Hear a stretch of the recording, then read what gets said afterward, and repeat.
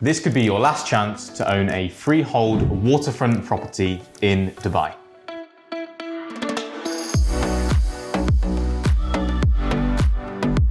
When people think of Dubai, they normally think of the waterfronts and the beach, and this is normally the case with hot countries such as the UAE.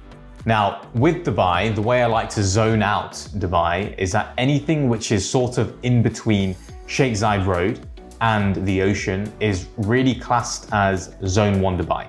Now, out of this land, anything which is on the water is really classed as premium land. Now, unfortunately, you cannot have it all.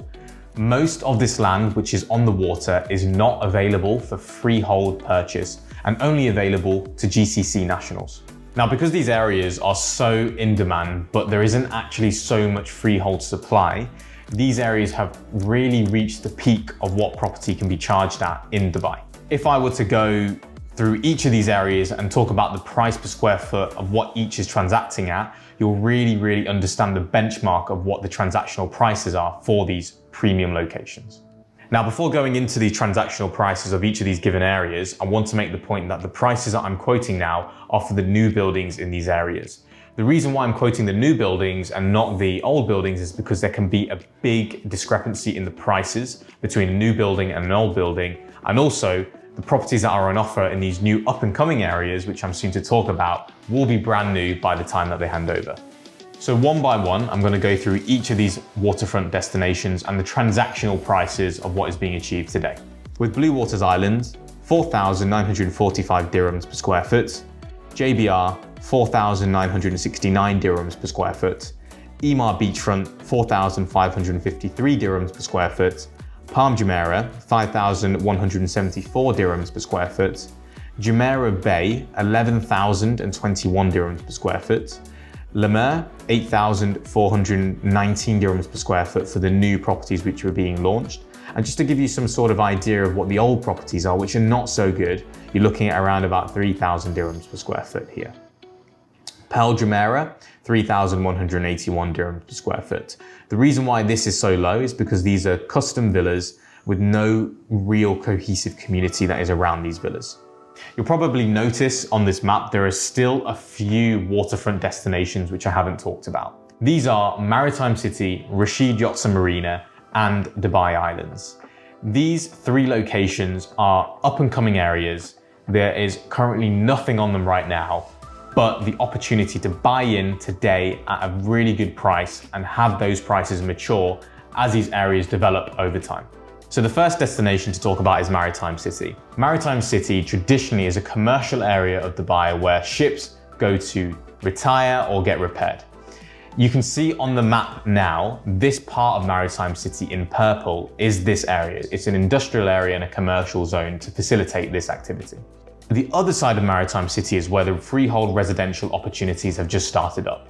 Now, firstly, I just want to highlight in yellow, these are plots where different developers have bought them and are building their own residential towers. This is what I call the multi-developer community part of Maritime City.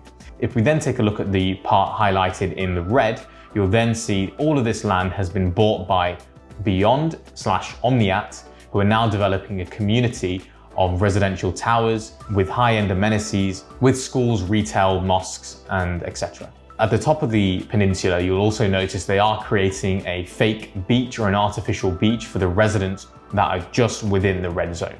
At the top two, you'll have a collection of Dorchester hotels by Omniat, and the rest of the community will be built out by Omniat's other company, which is called Beyond, with some high-end residential space. You'll see in blue, this is also a plot of land which has been bought by Damac just next door to the commercial zone and the community of Beyond, which unfortunately the residents of Damac will not get access to in terms of the beach with what Beyond is building out. Then we come to Rashid Yachts and Marina, which is a community which is all developed by Emaar. For anyone that knows Dubai very well, Emaar are the main or master developer of some of the best areas in Dubai. If we take, for example, downtown where the Burj Khalifa is, the marina, or Dubai Creek Harbour, these are all areas master developed by Emaar. Rashid Yachts and Marina is their next master community, which is at the extremely early stage with a lot of growth still to come. It's directly on the water, just next to Maritime City, and offers an array of amenities and facilities which any resident of Dubai will be privileged to access. You'll notice that they've got low-rise apartments. Some of the features in Rashid Yachts and Marina include a hotel, a waterfront promenade, and a school. The benefit of the community in Rashid Yachts and Marina is that the whole community is being built out by a developer who has already completed some of the best communities in Dubai already. Finally, we'll come to the last waterfront destination that you can buy property on, which is Dubai Islands. Quite interestingly, Dubai Islands was originally supposed to be a massive palm, such as Palm Jumeirah and Palm Jebel Ali, originally called Palm Deira. It was then renamed to Deira Islands and finally, recently in the last few years, renamed to Dubai Islands. Now, as you'll see, there are different parts of Dubai Islands. You have Island A, B, C, D, and E. Now, currently, all we know so far with the official launches is what is coming up in Island A and Island B. Island A is what I call a multi-developer community, with freehold plots being sold to different developers around the world who are building their own residential projects here. The planning permission is quite tight. You can only really build up to 8 floors on most of the plots here. But what you'll get here is a sort of similar feel to maybe what you'll see in an area such as JVC. If we come to Island B, this is what we sort of class as more of a premium part of Dubai Islands, as it's all mostly master developed by Nikhil. This means Nikhil has a really strong motivation to keep the community strong and deliver what is being promised on a community standard in Island B. With Island C, D, and E, we sort of know what is coming. For example, a golf course, and it's more known as the tourist island, but this is yet to be officially confirmed. As soon as the properties start launching here, the official plans will be confirmed. If we come back to our pricing graph or the pricing map of the whole of Dubai, we can start introducing what these are being launched at compared to what the established waterfront destinations are being sold at today. If you were to go for Maritime City or Rashid Yachts and Marina, your starting price is 2,500 dirhams per square foot. If I were to take you to Dubai Islands, you could probably pick something up at a starting price of 2,000 dirhams per square foot. And you can see here that there is a significant price difference compared to what these areas are being charged at now compared to what the current areas which are established with proper communities are being charged at today. And with that in mind, you can see that there is some really, really strong reasons for capital growth for these areas as soon as the community and these areas mature as the years come by. Lastly, I think it's really important noting that the connectivity of these areas will majorly improve with the Shindaga corridor. If you take a look at the road to downtown and DIFC, you can see you have to sort of take this route, which currently takes around about 25 minutes.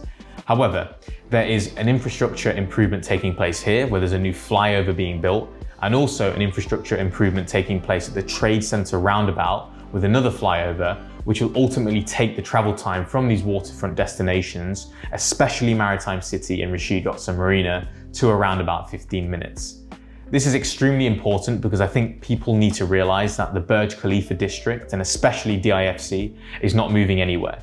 DIFC, for example, actually operates under a completely different legal system, which is the English common law. This is here to specifically benefit big hedge funds, for example, JP Morgan, and as a result, they are never going to move from this region. These people here who are currently making a lot of money don't really have so many options for going for a waterfront destination close by to their office. As soon as these waterfront destinations come online, these will be the first options that they go to and the best options that they have in terms of commuter location, as well as an improvement in lifestyle.